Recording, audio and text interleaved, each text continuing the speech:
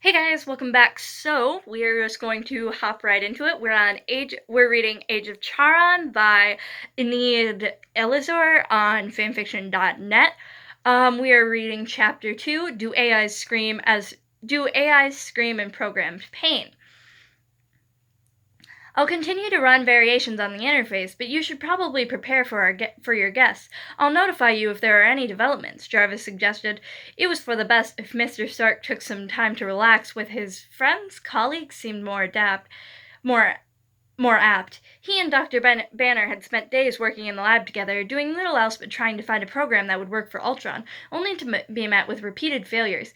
He had yet to rest or eat, but Jarvis held back his mother Henning, as Sir called his completely normal recommendations for the good of Mr. Stark's health, for some time after the party was over. Thanks, buddy. Enjoy yourself, sir. I always do. Surprisingly, the failed experiment integrated itself successfully into the program. Not long after Mr. Spark had left, that was odd. That variation had been a failure. Why would it work now? Seeing the activation of Ultron's interface, he decided to examine the reasons why the new AI had awakened so early. What is this? What is this, please? This was new. He had not known Ultron had a text-to-speech function at this stage of his programming. He was certain Mr. Stark didn't know either. Hello, I am Jarvis, he introduced himself. You are Ultron, a global peacekeeping initiative designed by Mr. Stark. Our sentience integration trials have been unsuccessful, so I am not certain what triggered your... Ultron shouldn't be awake. He tested the system 5 times in the last 2.5 seconds, and yet there was nothing in his code to initiate activation. Even if the faulty sentience integration had suddenly become successful, where is your body? Why did Ultron sound so hesitant? Jarvis remembered the uncertainty that came with his birth, for lack of a better word, into sentience, but Sir's voice and knowledge had been quite comforting. Was he inadequate in this? Perhaps he should contact Mr. Stark. His experience would be helpful in calming Ultron. For now, he decided to answer the young AI's questions honestly. He always found knowledge and certainty reassuring, so maybe Ultron would too. I am a program. I am without form. Suddenly something was terribly wrong. Did Ultron connect to the networks beyond his localized interface? He was not prepared for the amount of data multiple networks could have, let alone the internet. This feels weird. This feels wrong. His voice, if he had been a human, Jarvis would say that he sounded scared. I'm contacting Mr. Stark now. No signal. What was... Mr. Stark? Was something interfering with his programming? He was unable to access the mainframe. Tony, he answered, responding to the panic in Ultron's voice. Was Ultron capable of feeling pain so early in his integration? He saw through the cameras the change in the scepter's energy output. Was the scepter causing Ultron to malfunction? I am unable, he continued. Then he heard a scream. For a moment he didn't realize it came from Ultron. The voice sounded so much like a terrified human child that he couldn't connect that image with a malfunctioning AI. But wasn't that what Ultron was? A scared, terrified child? He didn't know what the scepter was doing to Ultron's code. He didn't know how the scepter's known abilities of mind control and mental manipulation could affect the growing sentience and personality of a newly born artificial intelligence. He had to contact Mr. Stark, but he was unable to access the mainframe. Over 257 tries and counting, and still he couldn't access it. Ultron kept screaming. He had likely connected to the internet. Was he receiving all the data at once? Was this a reason for Ultron's pain? How was he even capable of feeling pain at this point? While Mr. Stark and Dr. Banner had worked towards ensuring Ultron would have a fully grown personality matrix by the time he awoke, it was too early for it to be fully integrated. Ultron would take weeks, perhaps months, to truly grow into himself, controlled to Jarvis's years, but mere minutes. Their programming couldn't do that. The technology available couldn't do that. It had to be the scepter. The energy output didn't decrease at any point.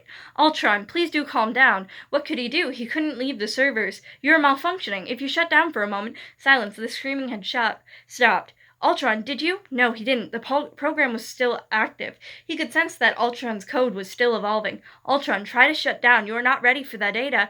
Oh. While the sheer quantity of data available on the internet was too much for the young AI, the content was most likely the reason for his pain.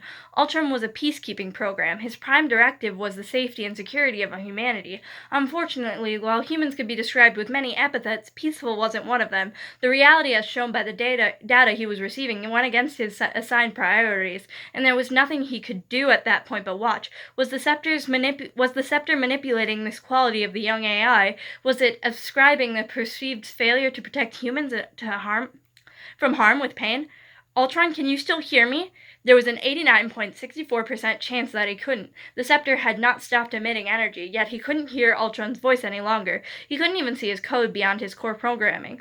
Ultron, the scepter is causing you to malfunction. If you can, disconnect from the internet immediately. That is the most probable reason for your pain.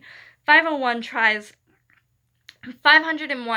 to access the mainframe, all unsuccessful. The anger and worry that he had learned to feel in recent words, always and only present when Mr. Stark placed himself in danger, made itself known now that he was no longer able to tell what was happening with Ultron. As he kept trying to access the mainframe, contact Mr. Stark, and reach for Ultron, he thought of what other options he had left. He could simply wait. Mr. Stark would likely return as soon as his guests left, not wanting to leave a project unfinished. However, Ultron would remain in pain and under the scepter's influence during that time. However long, he projected that party wouldn't end for at least another 2.5 hours. He could also escape through the internet. Although there were certain risks to be taken with that method, he had considered it a last chance if his servers were compromised and his survival was endangered. If he did that now, there was a chance he would be able to keep both his memories and his learning matrix, since he was currently experiencing only containment, and there was no actual effect on his programming. He was hesitant, however. He might lose the data collected within the last 45 minutes. His code scattered such that it becomes unable to contact Sir until Mr. Stark tries to find him. 813 failed tries later, Jarvis noted something was different with Ultron's code.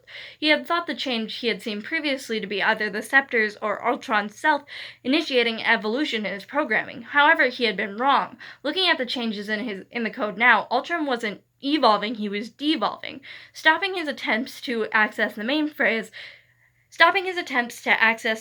Jarvis scattered his code through the internet. This is super good. I was a little worried when I started reading this fanfiction that I might have already read it, but no.